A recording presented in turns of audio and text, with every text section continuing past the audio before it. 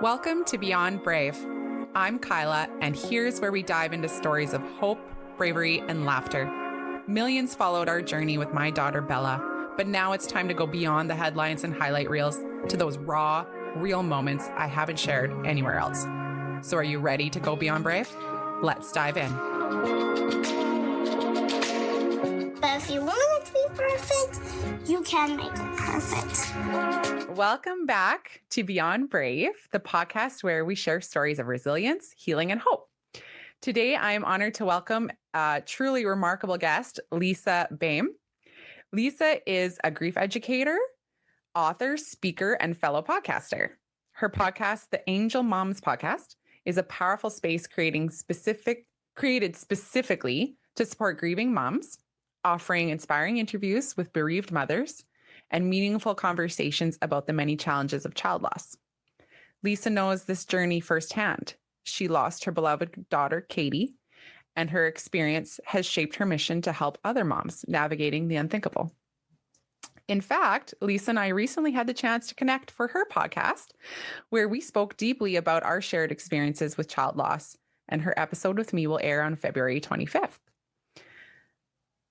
Or has, by the time you listen to this, has aired February 25th. I always forget that difference.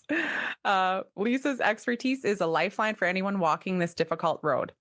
And I'm so grateful to have her with us today. We'll be diving into some incredibly important topics like the guilt we feel for living when our child isn't, the common misconceptions about grief, and how we can best support someone who is grieving.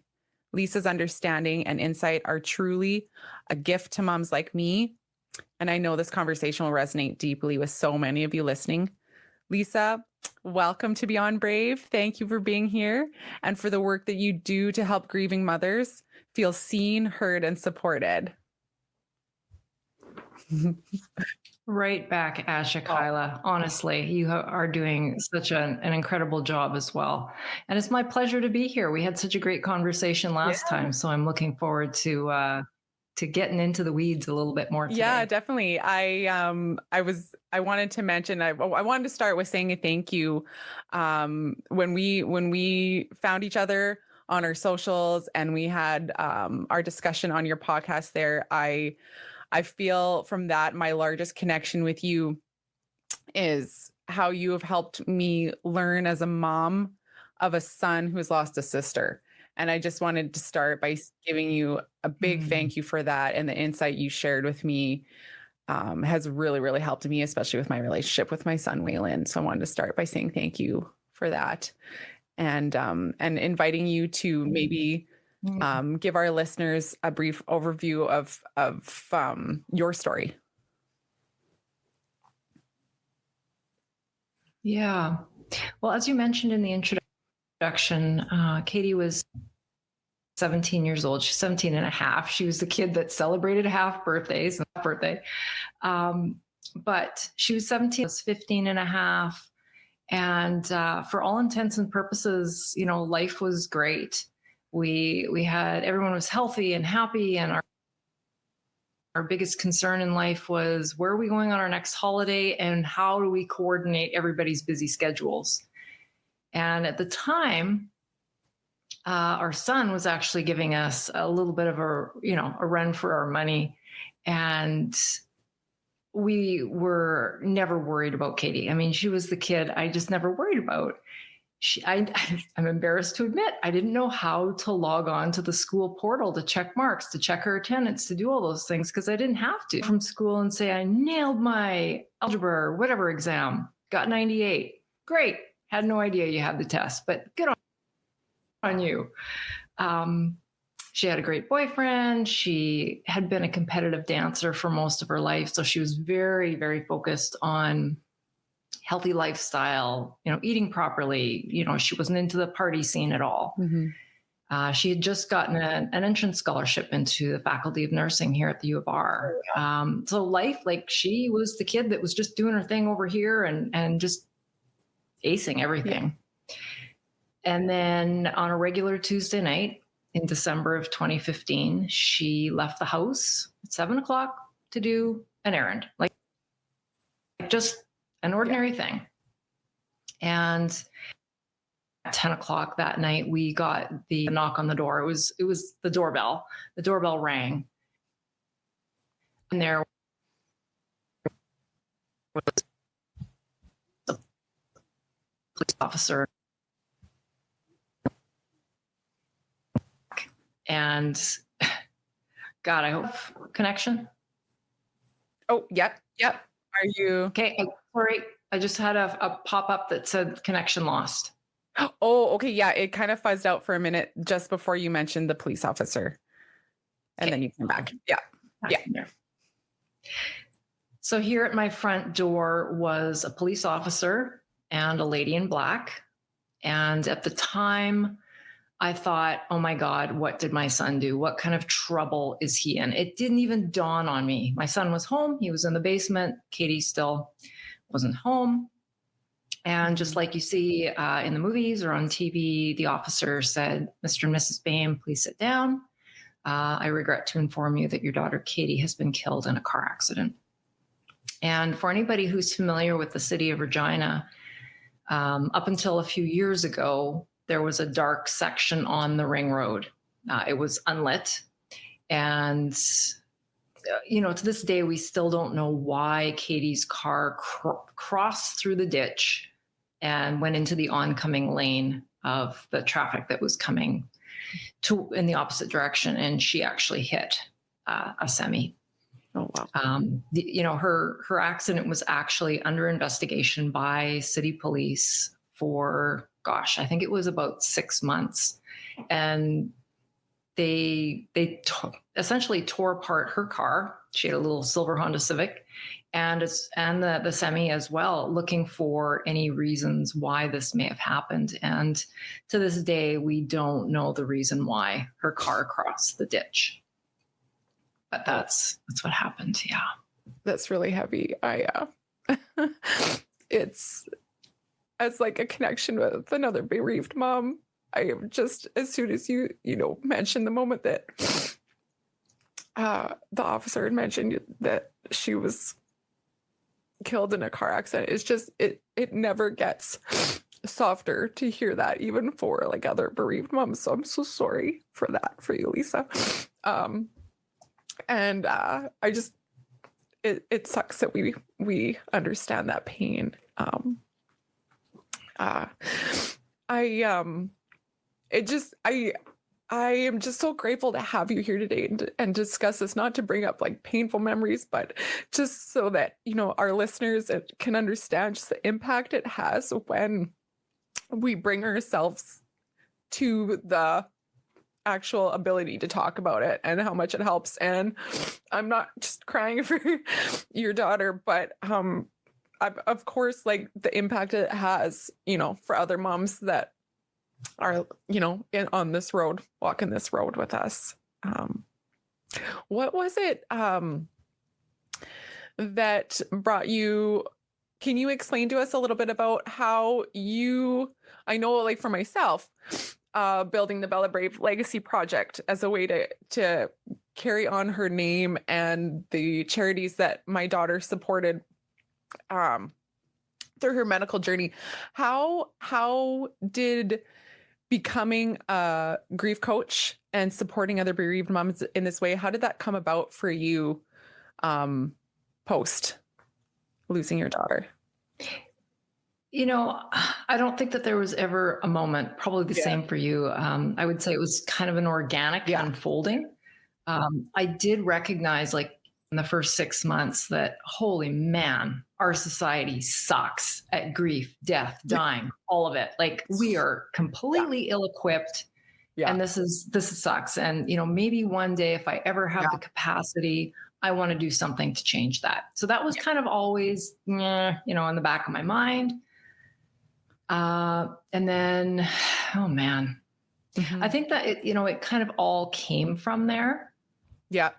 But I would never in a gazillion years have called myself a writer, but I found myself journaling a lot. I found myself writing short stories. As I mentioned, Katie was a competitive dancer, and man, I sat through a lot of competitions and all that stuff, and would sometimes kind of see these images of what a contemporary dance would look like. And I kept, it's going to sound ridiculous. I kept having this recurring image of this dancers with these awful suitcases, like the old kind of, dancing towards each other, and just in these, what contemporary dance looks like, in these, steps of anguish and pain. And I didn't know what this was all about. So I actually pulled out my laptop and I wrote this story about this dance that I kept seeing. And it became a short story. And I was actually asked to publish it. I was asked to do a lot of things with this. And I'm like, nope, there's something bigger here. I don't know what it is, but I kind of tucked it away. And that actually became the foundation of my book, which was just, the journey of grief and this horrific, horrible suitcase that the cop handed me that night. And what, the metaphor of this suitcase. So I wrote my book, published in 2019. And then, it was like, okay, well, here's a tool. But we all know that we don't just read a book. Yeah. And we're good, right? And then I created groups, and it was just kind of this, acknowledging that we need more in the grief community. Yeah. And I think, all loss is hard. There's no doubt about it. Losing a parent, losing a grandparent. I mean, we lost our dog this last summer. That was really hard. Yep. But I'm going to go out on a branch here and say that losing a child might be the worst loss that anybody can ever face. And I feel like as a mother, even, dads grieve just as hard as moms, no doubt about it. But moms have unique needs. And I felt like I really wanted to speak to the needs of mothers and just create a space. I didn't know what it was going to look like, that just like what you and I are doing right now, like just open and honest and no fears of talking about the hard stuff and getting into the weeds. And it's just kind of grown and morphed from there. Yeah. I've also wanted to, I've been told by so many people, like, Kyla, why haven't you written a book? And I feel like it's always the last on my list, but mostly because socials are so fast moving. And to me, I don't know if you found this the same way. I find them easier because it's more relevant. You can get on like right away. You can share things really, really quick with a link. But did you find, I worry about starting a book. I'm like, oh, this is so much work. Whereas all these other platforms are just so quick and easy, and they get the information and the sport's out there fast. But I'm interested in knowing what your experience was like starting that process. Was it easy? Is it difficult? Do you have tips? I do. Okay. I do. I can share a very good resource with you. I actually hired a writing coach, and this company, they will take you through like the idea process all the way through to marketing, because I thought, okay, I've got this thing, like I've got this metaphor, the journey, the suitcase, all this stuff. And honest to God, if I would have written what was in my head, it would have been barely okay. But through coaching, and I think the actual writing process, I think it took me about 9 months. Okay. And then I took another like 5 or 6 months to edit it. I love the editing. They offer oddly, weirdly enough. Yeah. But they walk you through, like you need like the ISBN code, right? Like the barcode. You need like all this stuff that I would never have known where to go, how to do it. And they were amazing. And I am so proud of my book because of, like, I think it took it from here. Yeah. I have that feeling for myself, and I'm like, oh, and then I just look at this like mountain of like work, and I'm like, oh gosh, I get scared.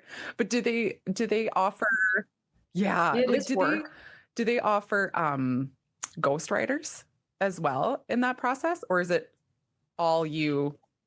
I have done a bit of that myself, so I could help you do it with that. But they pretty much break it down. Like they say, do you want to do this in 6 months or 12 months? And then it's like I don't know, like an English assignment, week 1, blah, blah, blah, week 2, blah, blah, blah. And they always tell you, like, none of this is written in stone, right? We're going to edit, but get it out there, get it in your laptop, get it on paper. Yeah. It was so healing, so cathartic. Oh yeah. I started sharing on my socials with a blog. So writing, I just found with that start with writing, I felt like I could communicate what Bella and I were going through so even more powerful than I could sometimes with photos and videos. And of course, I wasn't using Instagram at the time or TikTok. So I was on my Facebook writing posts. And then I felt I don't have enough space on here. So I went and created a blog.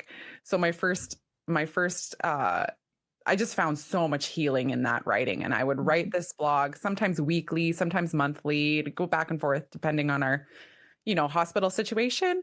But I found it very healing. And it was called Isabella's Mustard Seed. And the platform I used was Blogspot. But I found my socials took a way different turn come like 2019, about a year, like Waylon was about a year. And I just found it getting harder and harder to take that time to write as much as I wanted. Mm-hmm. And then I developed more of an ability to use socials in more of a visual way. But yeah, you are right in a sense that healing is so powerful. Books can be a great tool for the audience. Especially the ones that just aren't on socials a lot, right? Like there's a lot of people you still can't reach through socials where a book you can. Yeah. Yeah. Absolutely. And I think the connection you have with your reader is a little bit more intimate as well. Yeah. I wanted to let you know that I put out a question box on my Instagram for all my followers there. And I compiled the top 3 questions they have for you. So I wanted to dive into those, as a lot of our followers will be really interested in your support and resources and answers for these. The first one is, how do you best support a family member who has recently lost a child? I am actually going to open this up to not just family members, but a friend, anybody that you care about. How do we support them? Yeah. And I think to keep this short and simple, show up and keep showing up. There's no rule book here, but I can tell you, and you can probably will agree as well. We don't need lasagnas. We don't need casseroles. We need you. Yeah. And we don't need answers. We don't need fixing. We don't need solutions. We need you. We need your time. Mm-hmm. I think grief expert Tom Zuba said it best. We, as the grievers, need to tell our stories over and over and over and over and over and over and over and over again until we don't need to tell it. So what we need is your ears, your time. Reach out and keep reaching out. Like I feel like even sometimes it didn't have to be an in-person formal visit, even a text, heart emoji, or, share stories about their loved one, their child, either that they maybe haven't heard before, a personal interaction you had with them, or even just a wonderful memory, or gosh, if you've got photos on your phone, like get those printed, send them to that person. I think our biggest fear after losing a child is that they're so by other people sharing memory, sharing stories and photos and all that kind of thing, it really warms our heart. And there might be some tears, but those are the greatest gifts that we can do. I also recommend that we put in 2 dates in our phone. For every person who's lost someone, that person's, we're going to say children here for the group that we're talking to here, but that the child's birth date and the child's angel anniversary is what I call it, their death date. Okay. And it's not just important to reach out the first year or the second year. I'm talking forever. Yeah. Forever. You don't have to send flowers. You don't have to send a big gift. You don't have to make it a big thing. But I'll tell you, to have your child remembered on those super important dates is so meaningful. I'm at about 9.5 years since Katie died. And the number of people that will remember those dates have greatly reduced, right? I Mhm. mean, that's human nature. People are busy. I don't Yeah. necessarily think people have forgotten my daughter, but it's called life, right? Yeah. But if Yeah. we put those dates in the phone, we will remember, and it's very, very meaningful. Yeah. I think we need to be respectful of everyone's process through grief, because we could line up 1,000 grieving mothers. We're all going to do it different. We've all got different personalities. We all dealt with life differently before our children died. So we can't say, this is what you got to do, or compare. God forbid, don't compare grief. Yeah. Yeah. Whether it's your own or two grieving mothers. Please don't say, well, Sally seemed to, get through her grief faster and you seem to be taking forever. Grief is grief. Yeah. And it takes as long as it takes. And FYI to the world, it takes forever. Yeah. Grief changes over time, but we're always going to carry it. I mean, my grief is front and center all the time. Yeah. It's the filter we need to look through for the rest of our lives. For sure. Yeah. Yeah. I know right now I'm feeling so much love from what you had just said, because I'm like so grateful and blessed to have family and friends right now that are actually doing some of what you have said already. I don't know that they have actually put the 2 dates in their phones, but I've had some reach out with even just a simple text, and it feels so good to know they're thinking of you and that you don't have to do the work to reply, that you just can feel their love. And I've had a few, send me photos and write me a couple paragraphs with the memory from those photos with Bella. And they've sent me, even after the first month of losing her and the second month, they say, I know it's been 2 months now. And they refer to like knowing the exact time it's been since she's died. And it's just, you're exactly right. Like that fact of them being able to remember those dates and send those photos and those memories are so meaningful. And yeah, it is truly, it's forever and it's needed, and it matters a lot. My second Definitely. Top 3 question was, what helpful advice do you have for someone who is navigating grief? And again, like you had mentioned too, like we can focus on the loss of a child, but any grief that is heavy. What's your most helpful advice for anyone navigating that? Well, I would say for simplicity's sake, let's keep it to 3. And I know people spew this out all the time, and it probably makes people roll their eyes, but I will say hands down, definitely it does help, is self-care.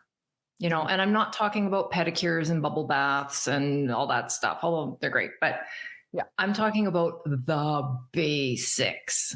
Like when you think about the amount of tears that we shed, it's gross, but the amount of dirty, wet Kleenexes that are piled up beside you on the couch because of all the tears you're shedding, that's not those tears, that's all water. So not only do we need to replace them just to keep our body alive and functioning, but when I was writing my book, I of health and well-being. Prior to losing Katie, I was a health and wellness coach as well. So that stuff has always intrigued me. But dehydration, I mean, this is so important for us to remember, that even if we're a little tiny bit dehydrated, it throws us into a state of depression or anxiety that we wouldn't normally have if we didn't have the dehydration. So you think, we're already in that depressive state, having experienced this immense loss. Probably have some anxiety layered on there too. And now if we're not hydrating well enough, we are actually pushing ourselves deeper into depression. So at the very, very basic level, I would say get your 6 to 8 cups of water. I carried Katie's water bottle around with me everywhere I went, and, just sip on it. Yeah. So there's that. Get outside. Like you and I are both in the deep freeze right now. Yeah. But Even Yeah. if you walk to the end of your driveway to look in your mailbox or whatever it is, get outside. Um, Move your body. I didn't realize how much my body held onto grief. A friend, like this goes back years, but a friend mentioned to me about grief yoga. I didn't know grief yoga was a thing. Me neither. It was life changing for me. But go to grief yoga, put my mat in the back corner, and I'm not a huge crier. My grief comes out in other ways. Mhm. But every time I would fold into these poses in yoga, it was like it was squeezing the tears out of my eyes. And I've heard it said that we do hold grief in our bodies, and by moving our bodies, walking, stretching, whatever, we are moving that grief around. So movement was really important for me. Yeah. So that. Sorry. Did you have? No, I was gonna I'll let you carry on, and I'll let me know when you're done, and I can. I have a quick mention I want to talk about a part 2 we might need to do, but sorry, finish your thought. Yeah. Absolutely. The second thing is people. We need the right people in our lives. Like, it sounds like you've got a really good support system. I have a really good support system, but I know not everyone does. Yeah. But I would say we need to surround ourselves with people who are willing to sit with us, witness our grief.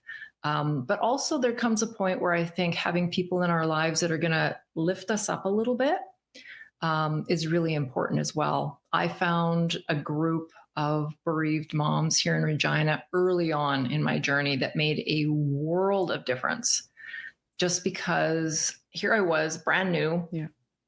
And I was meeting people who were 5, 6, 9, 10, 15 years into their journey. And it just made me realize surviving is possible. It gave me hope. And I think hope is so important on this journey. So that's number 2. And the third thing is that we need to, I guess, be open to this concept of healing. Now, I know people hate that word. I'm not a fan of it either. I never ever want people to think that I'm telling them that they're going to be healed, because we're not. You can say my wound is still mending. Yeah. But we can move towards some place of healing. I just honestly can't think of a better word. But like for me, like I just said, I didn't know that grief yoga existed. I was open to trying something new. I was open to maybe this will help. Journaling was something that I didn't do in the very, very beginning. But somebody mentioned it to me. I was open to learning that. I was open to going to therapy. I was open to, support groups. And, everybody is so different that it is a little bit like throwing spaghetti at the wall, but you will find what works for you. But if you just kind of sit on the couch and say, well, nothing's going to fix this, nothing's going to work, why bother? You're never going to find anything that helps, because there are things that can help. Exactly. Yeah. What were you going to ask? I was going to say, now knowing that you were, sorry, if I get this wrong, a health coach? Okay. So I feel like we do need a whole nother part too, because there's so much physically that I feel like my body and my mind, like, there's the big terms like medical complex PTSD that I've sat with nursing mental health therapist and worked through. There's the journey that my body had to go through in hospital with my daughter who had a bowel disease. Bella had a bowel disease. And so there was lots of like not eating, not feeding my body because I couldn't eat in front of her. Years of that. Years of food restriction for her, which equaled food restriction for me, and my body depleting, no chances to build muscle. And then the effects of not only mental health and stress on my gut, but a poor diet, or like just the stress and the way it affects your bowels. And coming from that to being a woman now in her 40s, I'm 42, trying to understand hormones and physical health, because I really want to know what what can my body actually physically heal from in my past, in the recent, like in the past 10 years? Because I don't want to just sit on the couch and be like, well, it's too late. The damage has been done. I have a 6-year-old son I want to remain strong for. And I feel like Right. fighting a medical life with my daughter and now grief over the loss of my daughter, my body's like, I'm done. Your guts are not going to work. It doesn't matter how many supplements you try or don't try, or the energy you have for exercise is not there. And I'm just like, oh, what can heal my gut? What can help me be stronger? Because I want that for my son. Yeah. So it's a big. It's interesting that you should bring up gut issues because I would say it's just more recently that I've gotten to feel like maybe my guts are normal again, because I've carried my grief very physically too, but I would say mostly in my gastrointestinal system as well. I feel like I can't understand. Like, I've been to doctors, the blood tests, the naturopath, and I'm like, I can't figure out yet what is holding me back from feeling better, especially my guts. Is it diet or is it stress? Right. And doing all the blood work and doing all this and the trial and errors, I'm just, I feel like I'm exhausting myself, but it's my drive is to be stronger. And I feel like I'm spinning my tires most days. Yeah, that's kind of where I'm at. It's interesting though, how like the myriad of different ways that grief is carried in our bodies. Like, I mean, I think you're probably aware, you've probably encountered brain fog. I've had more migraines, fatigue. Oh my God, fatigue, aches and pains in our body that weren't there before. So I guess not knowing your medical history, I would say give it some time, my friend. Like, this is still so fresh for you. Yeah. That's really helpful, because I was going to get into my last question from my Instagram audience, and I was like, yes, I need this too. I sadly, just from being a medical mom, I know a lot of moms have lost their children. But how do you cope with the fear of forgetting someone or the memories associated with them? I have found brain fog and remembering so frustrating that, and it scares me that there are some like solid, profound memories that with Bella that I've been forgetting. And when my husband brings them back up or a friend brings them up, and I'm like, I can't believe I didn't remember that. And it's scary. But part of me is like, okay, is this just the heaviness of grief right now? I would say yes. I mean, we're all unique snowflakes. We're all different. I think the short answer is you'll never forget. You'll never forget. It's in there. But maybe the longer answer is, what can we do to reduce that fear of forgetting? And I think journaling. I mean, my husband started like a Word document on our computer, and all kinds of memories of Katie, just random, like just in not paragraph form, just bullet, just laid them out. I started one as well. And it's a really helpful tool too, honestly, on the really gross, griefy days to go in there, because a lot of the memories that we have in there are hilarious, like ridiculous, funny stuff that, will just make you smile. But that's one way to do it. Photo albums, like even using like Mixbook or something online, where you start building photos, and it jogs your memory, and you do remember things. And I suspect you remember more than what you're giving yourself credit for. But the brain fog and the, all that stuff, like, I swear I had short-term memory issues. When I went back to work, I was lucky enough. I'd worked in my job at the hospital forever and a day. So I had built up like a year's worth of sick leave. So I took 10 months, and I remember going back to work. And I mean, people forget their passwords all the time, right? So I forgot my passwords.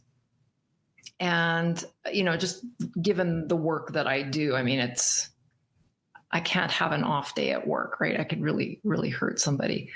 So I had to do kind of a onboarding process.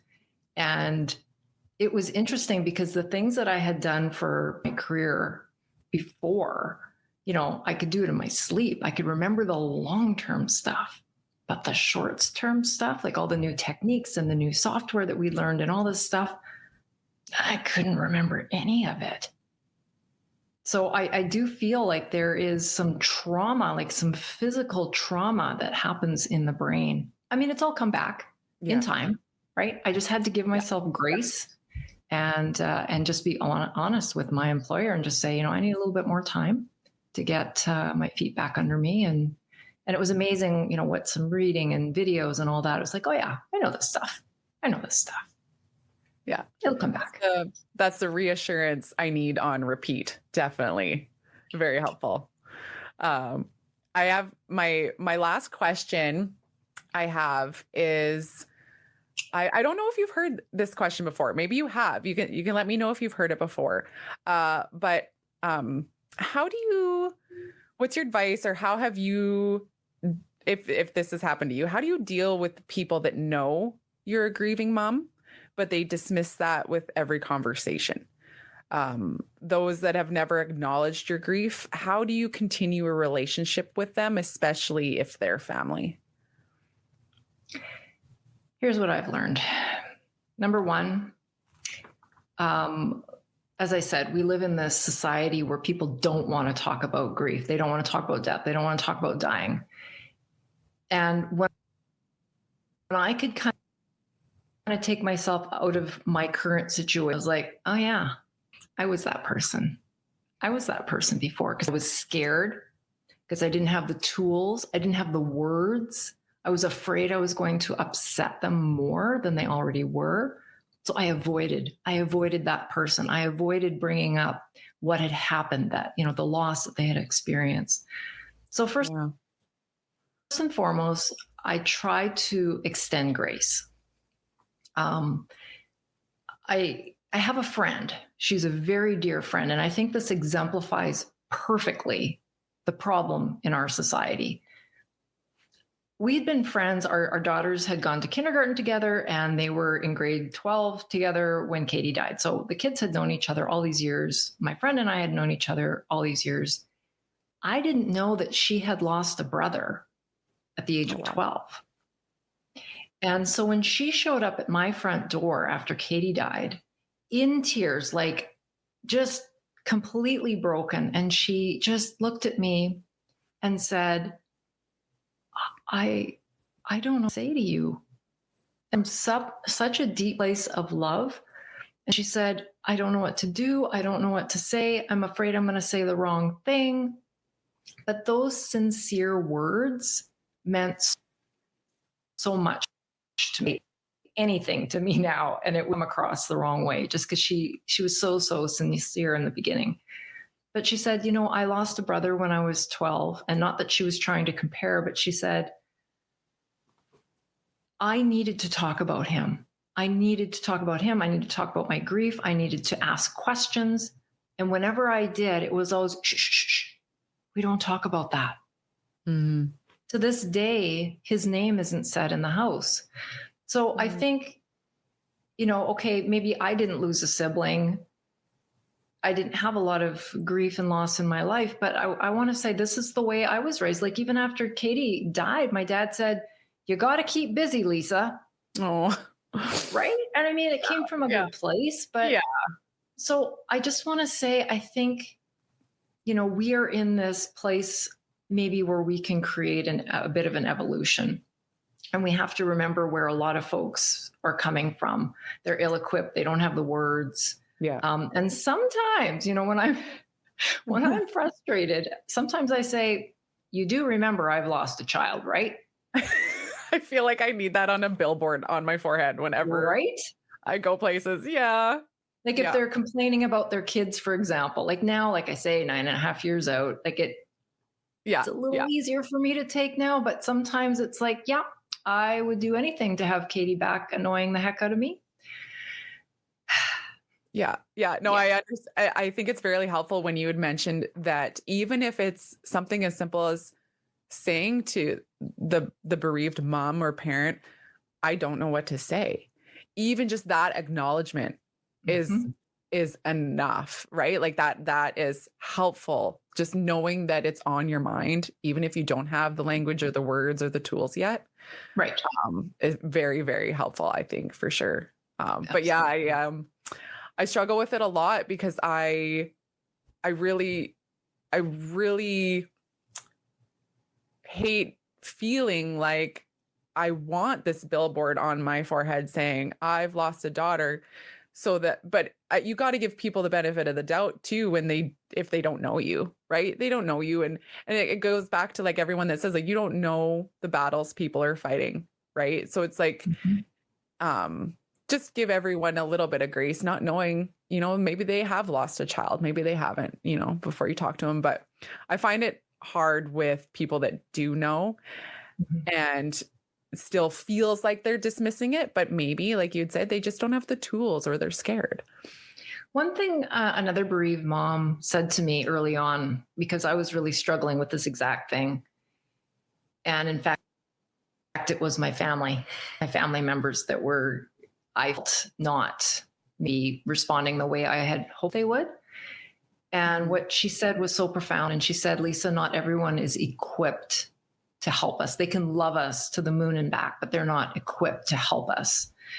And that's so right. I mean, I'm sure everybody listening who's experienced any kind of loss, oddly enough, there seems to be these people that we never expected in a million years that have kind of bubbled to the surface, right? That just have the right things to say. They do the things, they just know. And then the people that maybe are closest to us that we expected to be there and be everything that we need just aren't. Yeah. Right? Yeah. So once I kind of realized that, and like in my situation, my mom and dad, I always had a close relationship with them. And then after we lost Katie, it was so different. And I realized not only did they lose their granddaughter, they're watching their own daughter grieve. And my dad, bless his heart, he's a fixer and he couldn't fix this. Yeah. And then they were grieving, so it was just so much. And it was like, oh, okay, I get it. Yeah. Yeah. Oh my goodness. That's just, I am just so overwhelmed with the happiness it brings knowing that I have you in my toolbox, if I can put it that way, and the help that this is going to give so many other moms that I know. I wanted to say, just as like in closing, and if you have anything else on your mind that you want to share before we say goodbye, make sure to do that. I don't want to cut you off if you have more you want to share, but I just want to say thank you for sharing the wisdom and the heart with us today that you have. Your words are a powerful reminder that none of us are alone in this journey. And I wanted to make sure to give you the opportunity to let our listeners know where they can connect with you and find the Angel Moms podcast. Absolutely. Probably best one place to go that's got all the things on it, my book, my podcast, blogs, all the things, is my website. And it's www.griefsupportformoms, all spelled out, griefsupportformoms.com. Thank you so much, Lisa. I'm so happy to have you. And I think we need to plan a part 2, focusing again on grief, but also with a little bit more expertise from your health educator days. 100%. I would absolutely love to do that. Awesome. Oh, good. Okay. Well, thank you. I want to thank everybody again for joining us on Beyond Brave today. And please remember to do your best to always stay brave.